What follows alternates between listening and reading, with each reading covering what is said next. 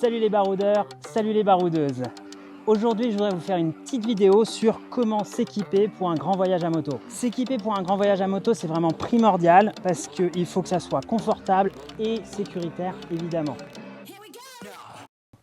Au niveau de la veste et du pantalon, je vous conseille grandement d'avoir une veste et un pantalon étanches avec des aérations. Parce que si vous avez chaud, vous ouvrez les aérations et s'il pleut, vous pouvez tout en conduisant en fait les refermer. Quand vous choisissez votre gant de moto, c'est évidemment important de vérifier qu'ils sont homologués, donc avec une coque de protection. Vous pouvez avoir en plus une petite raclette sur le bord du doigt pour nettoyer votre visière ou votre masque pendant que vous roulez et évidemment des protections de doigts. C'est aussi important qu'il s'attache bien au poignet, c'est ça qui fait notamment qu'il est homologué. C'est hyper important qu'il y ait des entrées d'air et des sorties d'air.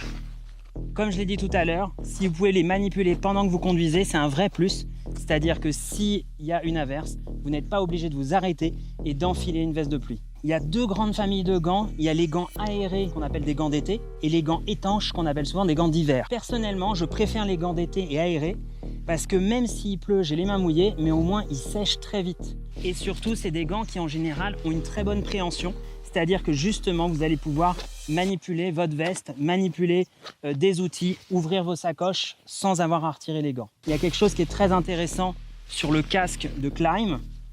Donc ça, c'est le modèle Krios Pro. Là, vous pouvez en fait l'ouvrir et le fermer avec une attache rapide qui est un système magnétique. C'est-à-dire que là, je l'ouvre. Et là, il est fermé. Quand vous choisissez votre veste moto, prenez grand soin à bien choisir en fait les matériaux qui ont été utilisés parce que c'est ça qui va faire la longévité de la veste. Les coutures, la qualité des tissus. Donc ça, par exemple, la veste Badland Pro de Klim, ils ont choisi les meilleurs tissus qu'on pouvait trouver dans le monde. Donc c'est du Gore-Tex Pro, du Cordura, des matériaux hyper solides. Et vous pouvez voir l'état de cette veste. Ça fait 2 ans que je roule avec. Elle est absolument nickel. Elle vieillit extrêmement bien. Quand vous choisissez aussi votre veste moto, si vous avez tendance à avoir mal au lombaire, des vestes moto ont des ceintures intégrées qui maintiennent la dorsale contre votre dos. Ça permet souvent d'éviter les mal de dos. Quand vous choisissez votre casque, les points à faire attention, c'est surtout donc, les matériaux qui sont utilisés pour être fabriqués. Ça, c'est de la fibre de carbone, c'est évidemment très solide, mais surtout très léger. Petit plus, si vous voyagez en groupe, vous pouvez en fait installer un système d'intercom sur votre casque. Ça va vous permettre évidemment de communiquer. Avec Maria, avant, on communiquait à coups de klaxon et on s'est vite aperçu que quand on est arrivé en Asie et en Inde, eh ben, on ne se comprenait plus. Non, c'est sans déconner, avoir un intercom, ça nous a changé la vie.